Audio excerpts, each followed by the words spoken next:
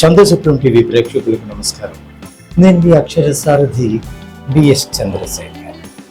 జనవరి 12 విడుదల.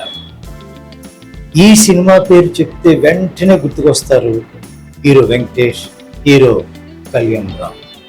ఈ సినిమాకు సంబంధించి సూపర్ అప్డేట్స్ ని మూవీ టీం ప్రకటించింది. హిట్ మిషన్ అనిల్ రావిపూడి డైరెక్షన్లో ప్రస్తుతం విక్టరీ వెంకటేష్, కళ్యాణ్ రామ్ హీరోలుగా, కీర్తి సురేష్, కృతి శెట్టి హీరోయిన్లుగా జనవరి 12 విడుదల. ఈ సినిమా తెరకెక్కిస్తున్న సంగతి మీ అందరికీ తెలిసిందే కదా. ఈ సినిమాకు సంబంధించి వచ్చే ఏడాది సంక్రాంతి సందర్భంగా జనవరి 12వ తేదీన విడుదల చేస్తున్నట్టుగా కూడా మేకర్స్ ఇప్పటికే ప్రకటన చేశారు కదా. కొత్త విషయం ఏమిటి? జీ తెలుగులో ప్రసారం అవుతున్న డ్రామా జూనియర్స్ కార్యక్రమానికి అనిల్ రావిపూడి జడ్జిగా వ్యవహరిస్తున్నారు. ఈ విషయం కూడా మనకు తెలుసు కదా. తాజాగా జనవరి 12 విడుదల సినిమాకు సంబంధించిన హీరోల్లో ఒకరైన కళ్యాణ్ రామ్, నిర్మాత సాహు గారపాటి వాళ్ళు కూడా వచ్చారు. అయితే ఈ సినిమాకు సంబంధించిన ఓ క్రేజీ అప్డేట్స్ ని అక్కడ రివీల్ చేశారు.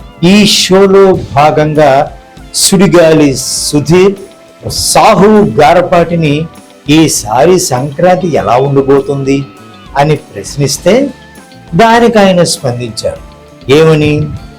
వచ్చే సంక్రాంతి తెలుగు ఇండస్ట్రీకి చాలా పెద్ద సంక్రాంతి కాబోతుంది. పోయిన సంవత్సరం మన శంకర్ వరప్రసాద్ గారు సినిమాతో పెద్ద హిట్ విజయం అందుకున్నాం కదా.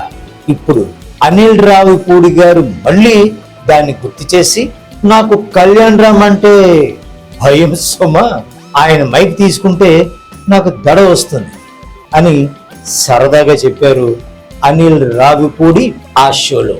తర్వాత అనిల్ రావిపూడి ఓ ఇంటర్వ్యూలో కూడా అనంత శ్రీరామ్ మన సినిమా ఫస్ట్ హాఫ్ అయిపోయిందని చెప్పారు కదా.